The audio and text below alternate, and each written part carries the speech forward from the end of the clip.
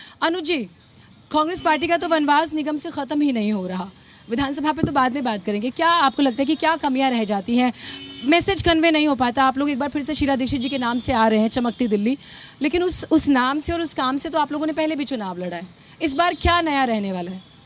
देखिए, आपने बिल्कुल ठीक कहा कि मैसेज ठीक से नहीं कन्वे हो पा रहा, लेकिन उसके पीछे कारण ये है कि शायद कांग्रेस पार्टी झूठ बोलना नहीं जानती, कांग्रेस के नेता झूठ बोलना नहीं चाहते और झूठ नहीं बोलते। तो आप किसे झूठा कह रहे हैं? देश की जनता और खासतौर से दिल्ली की जनता जानती है कि ये कौन सी झूठों की पार्टी का एक कॉम्बिनेशन दिल्ली में जो आया है, जिसकी वजह से जनता को इन्होंने गुमराह किया है। 8 साल से जो जनता से जो झूठ के वायदे करके और फ्री फंड का जुमला दे करके 3 बार मुख्यमंत्री बने, और हालात ये हो गई है कि जो दिल्ली को जो नंबर 1 बनाने का जो वायदा इन्होंने किया था और जो आज ढकोसला करते हैं, दिल्ली का मॉडल दिखा के दूसरे प्रदेशों में जाके बात करते हैं, जबकि हकीकत ये है कि दिल्ली इनके शासन में, इन दोनों के 8 सालों के शासन में ये हालात हो गया कि दिल्ली विश्व की नंबर 1 प्रदूषित राजधानी बन गई है, प्रदूषित शहर नंबर 1 बन गया है। क्या कारण है कि 2013 से पहले यही दिल्ली वर्ल्ड क्लास सिटी के रूप में जो परिवर्तित हो रही थी, लोग यहाँ पर इसको वर्ल्ड क्लास सिटी के रूप में देख रहे थे, जिस तरह से विकास हो रहा था, और आज हालात ये है कि जगह जगह कचरे का ढेर पड़ा हुआ है। इन दोनों की नूरा किस्तु ये देखिए कि जिनके पास जो जिम्मेदारी है वो अपना जवाबदेही ना दे करके, और इनके पास जो जिम्मेदारी है अपनी जवाबदेही नहीं देंगे। केजरीवाल साहब इलेक्शन डिक्लेयर होते ही कूड़े के पहाड़ तो पहुंच गए दिखाने के लिए, लेकिन यमुना तट पे नहीं पहुंचे जहाँ छठ व्रती जो है छठ पूजा करने पहुंचे थे, क्योंकि यमुना की सफाई की जिम्मेदारी उनकी थी।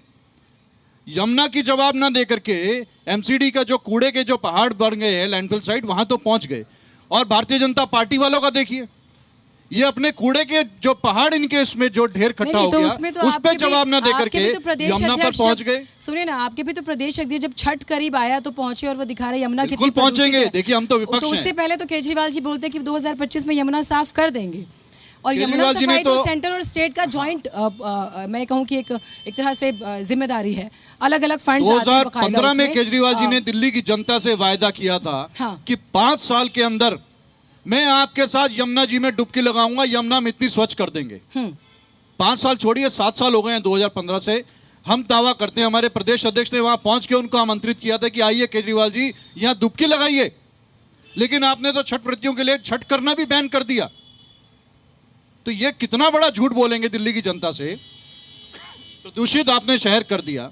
आप स्कूल और हेल्थ का झूठा मॉडल देकर के दूसरे प्रदेशों में जाकर के खोलते हैं।